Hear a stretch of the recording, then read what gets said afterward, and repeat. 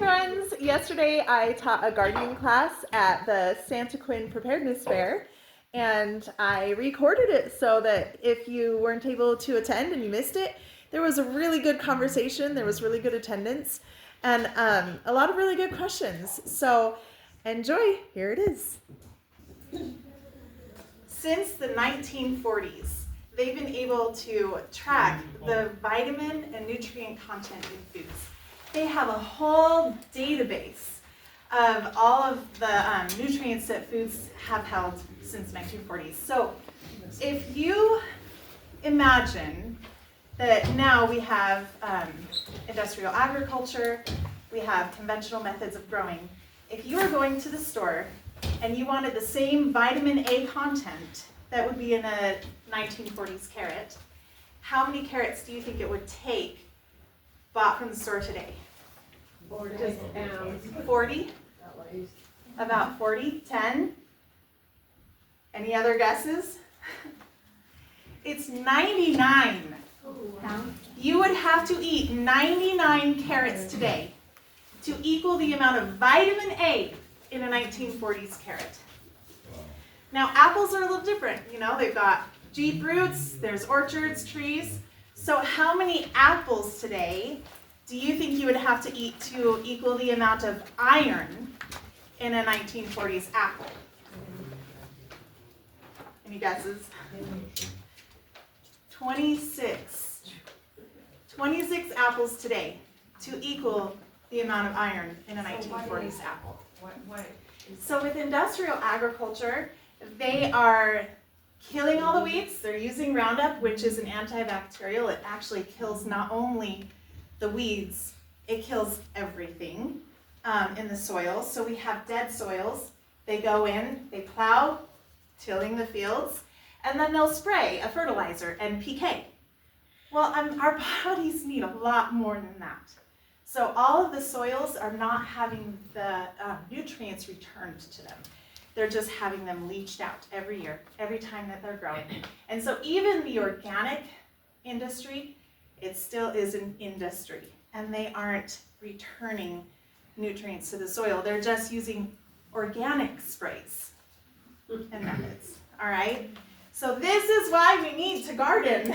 This is why the Lord is telling us, and why the prophets have said, start a garden. It may be as important for us to have food storage and gardens as it was for Noah to go on the ark. Okay, that's pretty important.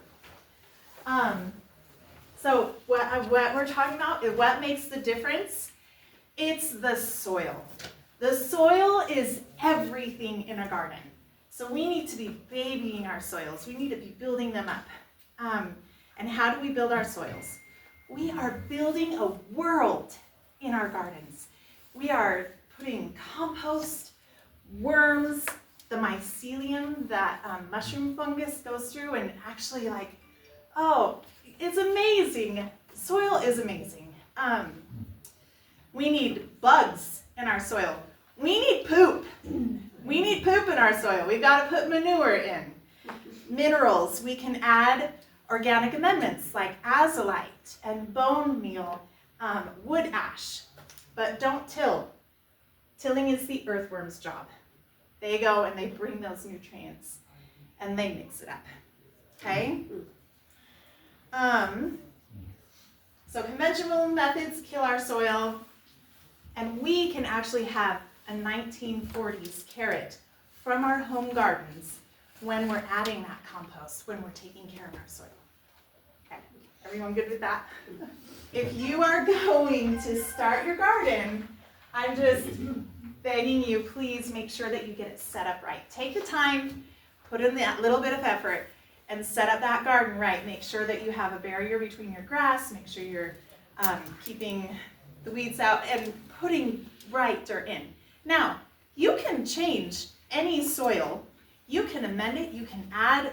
The best thing to do with soil is to add compost and organic matter to it. And that will change your soil to make it wonderful in just a couple of years. But you add it and then you say you don't till it in? You've got to mix it in, haven't you? We'll get to that.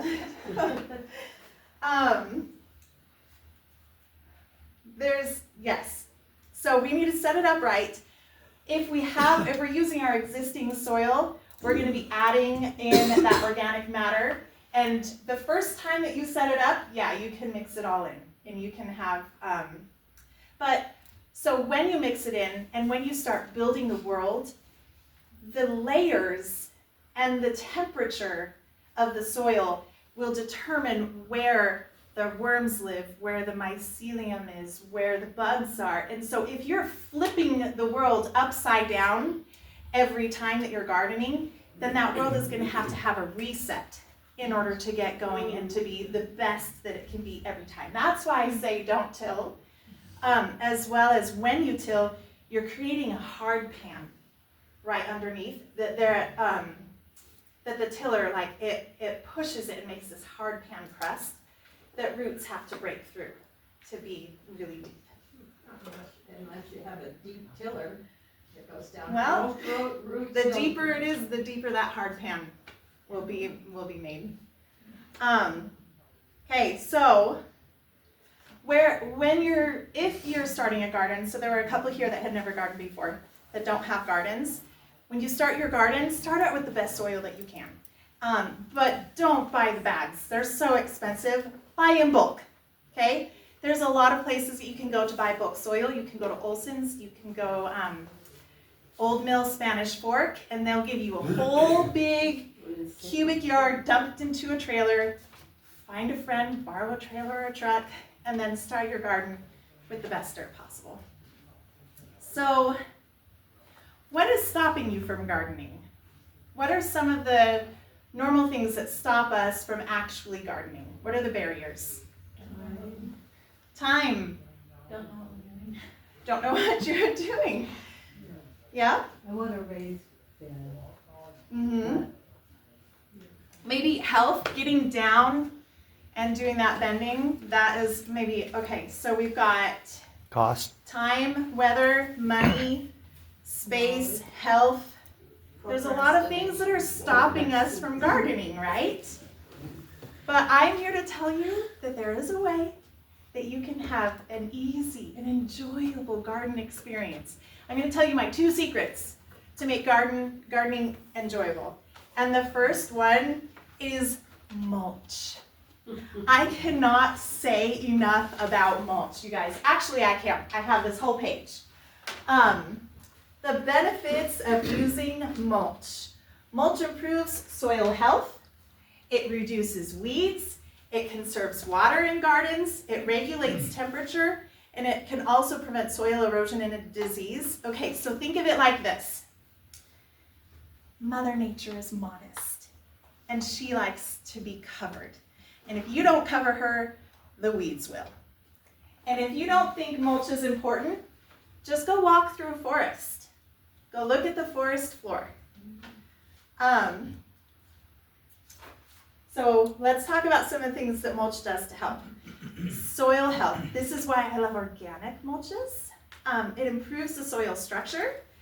It, as mulch breaks down, it adds nutrients. So it releases nutrients like nitrogen into the soil. It improves fertility. Those nutrients improve the health and fertility of the soil.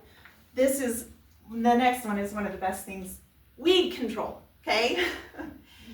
It prevents the germination of weed seeds by blocking the sunlight and preventing the seeds from touching the soil. And it reduces weeds by acting as that natural barrier. And then, if weeds do sprout in mulch, they're so much easier to pull out than pulling a weed out of clay soil, right? Would you rather pull a weed out of something fluffy like this or something hard packed like clay? Of course, the mulch, right? It retains moisture. Mulch is so cool. It acts like a sponge. So you put this layer of mulch on top of your soil. When there's an abundance of water, the mulch soaks up the water like a sponge. And when the air dries out and the soil starts to dry out, the mulch will release the water back into the soil. It's amazing. God is amazing. And He helps us in our gardens. Mulch reduces evaporation by up to 50%.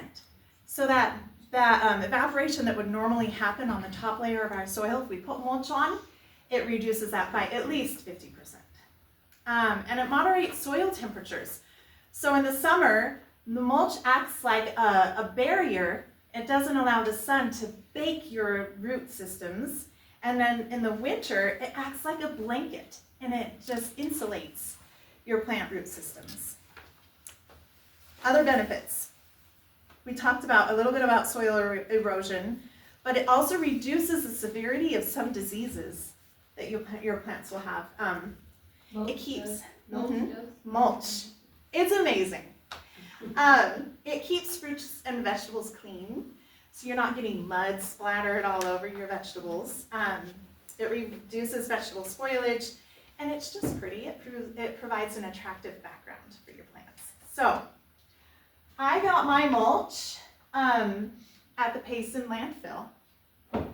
And what they do, so the Payson landfill has a wood-based mulch, and they actually will bake it for 1 to 3 years. So any issues with pesticides that you might think could have happened, they're all baked away by 1 to 3 years. They turn it every couple months, and they screen it and sell it when it's complete. And they will not sell the mulch if it's less than a year old. That's their policy. It's up, like, it has to be older, and the older the better. You said that's the Payson landfill? The Payson landfill, can you believe it? And it's really, really cheap. I It's mean, like $21 a yard. Yeah, I run the scout camp in Payson Canyon last year. We bought like 15 truckloads. It was really cheap. Yeah. It was really cheap. I think it's about $20 for a cubic yard right now of it's a mulch. lot. And that fills my entire utility trailer. Yeah. So it's a good price. And it's made mostly of tree prunings and leaves. We have a ton of orchards in our area. And so they'll take that tree prunings and leaves, and that's what the Payson landfill does. And I've used it on my garden for 5 years, and I haven't had a problem. It's been amazing. But what other mulches can you use? So you can use landscape fabrics or plastic, and they do have their advantages, but they don't contribute to the long-term health of the soil like the organic mulches can, okay? Wood chips, or like a wood-based mulch, and straw, in my opinion, are the best. But you can also use grass clippings, leaves, pine needles, newspaper, the list goes on. Just think of like a forest floor. When you're walking, it's kind of squishy and soft. And then if you take the time to dig down through that layer of mulch on top of a forest floor, you can get elbow deep and keep going. And it is this like rich, deep, dark, gorgeous dirt. So mulch, any questions about mulch? You're gonna want to put 2 to 4 inches on top of your garden, and the point of mulch is to be on top. So it will be breaking down, so it'll be pulling nitrogen, but not from your soil if you leave it on top. Okay, the point of mulch is to be a blanket. So how do you plant seeds? So I actually, with this, I've planted my my plants directly into the mulch, and the roots go down. I have about, when I say 4 inches, you're gonna put 4 inches on, but it's gonna compress down when you're watering it, so you're gonna end up with like a good 2-inch layer. Mm-hmm. If my soil right now needs some TLC, and I follow that counsel to do a really good layer of mulch, because I've been doing a method that you're saying that I'm not supposed to do, and so I've been doing it wrong, but with a hand, like a hand claw type so you thing. can break up the soil with like a fork. You can go in and you can break your soil up. But if you're turning and flipping and okay, I haven't been doing it that. Up like you're putting your soil in a blender. I've just been doing like with a hand claw and then putting mulch on top. But I'm wondering if I should I take some of the soil out so that I can, because I have raised beds, but if the soil right now is pretty close to the top, should I take some of that out so that I can have a thicker layer of mulch, or should I just put as much mulch as will stay as much mulch as you can put in, and if you want to take some of that soil out, you can. I had an experience. We used to live in Missouri, and we were looking at a house to buy that was a pasture property. There were cows on it, and the people would dump their big bales in one spot and just leave the bales sitting on top, and the cows would eat the bale, and then they'd move on. Well, we went and looked where they were dumping their bales. There wasn't a bale there at the time, but the rest of the pasture was kind of this hard dirt, and we walked over, and it was black, soft, gorgeous dirt, and it was just because it sat under a heavy bale.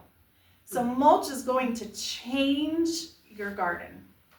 And I would say do whatever you can to put mulch on. Yeah.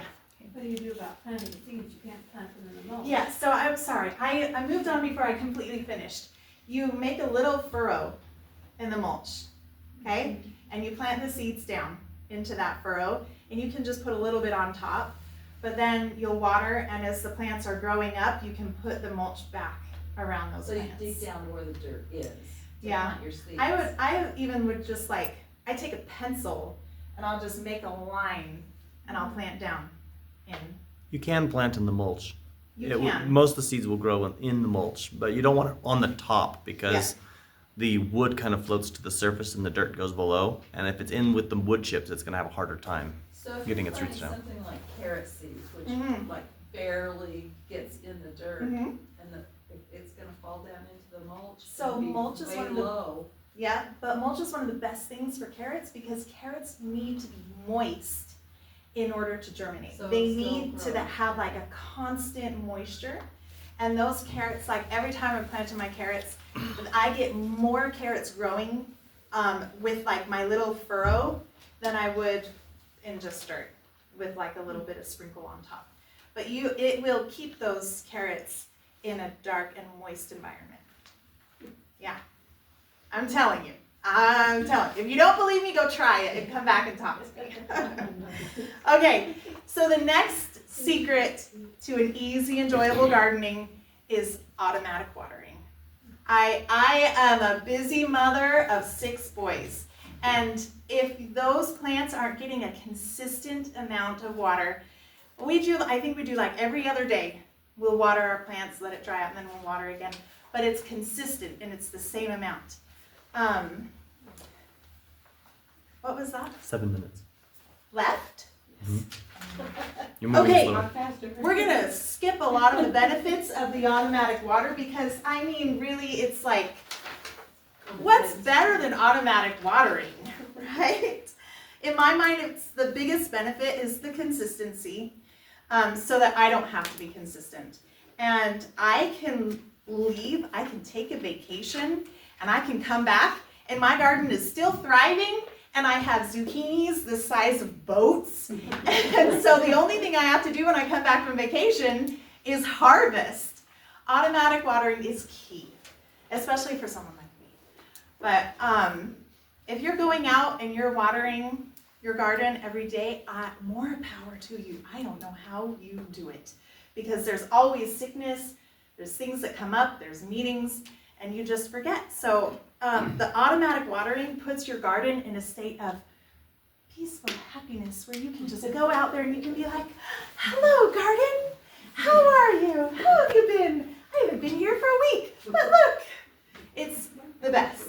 What system is automatic watering? So if you have a sprinkler system and it has an automatic, the sprinklers will go off and water your lawn every couple days, right? Do you have a sprinkler system like that? Mhm. If you have that, you can actually hook up to that watering system. It's called, Timer. Pressurized irrigation. Pressurized the irrigation. little thing that you have to have in the box. Oh, pressure. You can make your own zone Yeah. for your garden. zone garden. Yes. So you can take the existing sprinkler system that you already have, you can get someone knowledgeable like my husband to come in and he can add a little zone on your thing and you can have the water direct to your garden and it can just, like with your lawn, you don't go out and hose your lawn, it waters your garden. But That's you what can I also mean use by a hose with timers that you can get at Walmart. You can get cheap little timers and it'll just stick it on there Yeah. and water. In short, automatic watering it's totally worth it. Yes. And one thing I found that has really been nice that I've been doing the last few years is the drip system, these hoses that Right. drip. That you don't have all this wasted water flying through the Mhm. air, you know? It's a hose that goes down each row and it just slowly drips. Drip is So- amazing, and when it goes in, the water doesn't go straight down, it percolates out. And so you have water going through, and it'll percolate out and down. So, excuse me. All right. Oh, let's talk about our area. This is from the Santaquin chlorinator station. So this is everyone in Payson and Santaquin area. We live in 7A, that is our zone. And our last frost date is on average May 14th. And our first frost date is on average October 5th. That means that we have 144 days to grow our food on average. And if you look at these seed packets, it'll tell you the days to maturity. So for this one, radishes, days to maturity take 28 days. And then you can plant again in a succession planting. Here, peppers, 75 days, and then you have like a 2-week harvest period. Okay, we could get 2 peppers a season.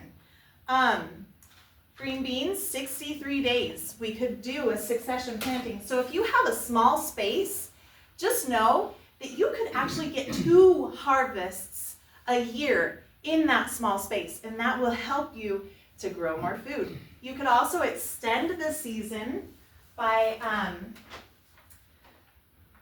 frost covers, bell cloches, cold frames, or greenhouses. You can get a jump on the growing season by starting your own seeds, and that will save you money if you start your own seeds, and you can start them early inside so that you have even a longer growing season. How early is early? One time I had zucchini. 2 and I months. went out to this and I was like, okay, 2 months. So we can, if you look on your seed pack, it'll tell you, this is recommended to start outside, but let's see. It'll say start indoors 8 to 10 weeks before the last frost. So look on your seed packs. There's so much information on there. It'll tell you when to start indoors. And then you can use a calendar. I have a calendar that I use every year where I'll like count the weeks back from the frost date. And it says 8 to 10 weeks. So I'll count back, and on the 10th week I'll say start my peppers. And then I don't have to go and look every time. So I live in Summit Ridge, okay? It's windy out there. If you start your plants, you better support them, because Okay. the wind will snap them right off. And windbreaks, if you have a way to make windbreaks or plant like raspberry bushes, that will break up some of that wind going in. I love raspberry bushes around our fence lines. Okay, I just got the 5-minute warning, you guys. Oh my gosh. Let's do this. Can we really grow enough food in our gardens to make a difference? And the answer is absolutely yes. Have any of you heard of a Russian Dacha? Okay, a Russian Dacha is a small family plot or a home garden. In Russia, they have, I think, 35 million people growing their small gardens out of how many millions of people in the country, okay?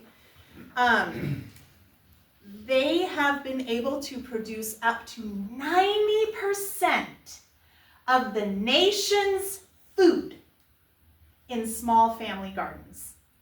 So in the communist era, Russian dachas produced 90% of the nation's food by small family gardens. I can't even express that enough. It is amazing what they can do. And they're doing it, here's a zone map. They're doing it in zones 3 to 5 with less than 100-day growing season. So can we produce enough food? Absolutely. Yes, 100%. And what should we be growing? Well, Spencer W. Kimball said, you should be growing all the food that you feasibly can. That means vegetables, fruits, herbs, medicine, You can grow medicinal herbs, flowers, trees, bushes, nuts. Grow what you eat, grow what you love, and grow to share. I like to try one new thing each year because it stretches me, and it helps you to learn new things. So in a garden, there is no failure, there's only learning. We're building skills. You have a cycle every year that starts over new. You can have a new year, and you can have a new crop. Every year you can start new. And that's what's beautiful about the Savior and our gardens. He's used gardens so much in Scripture, and it just teaches us that there is a renewal, there is a repentance, there is learning, there is growth. All right. And another bonus of gardening is that it's a natural antidepressant and a low-intensity workout. I mean, come on. Okay. I promised that I would talk about pests. Yes. If we were in my BYU Idaho agriculture class, my agriculture professor would say, just spray everything with 7. Get a big chunk of it, spray it. I went and bought this. I don't actually use this. I have actually used it once on squash buds. Oh, yeah. Okay. But if I'm going to spray, I typically go with a more natural solution. I'll use neem. I used this on my aphids last year, and it worked brilliantly. So if you are going to spray judiciously. Try not to spray your actual food. You can spray like the stem, or try to be judicious about that. But since I like to grow organically as possible, the first defense that we have against pests is to have healthy plants. If your plants are not healthy, they're going to be attacked even more.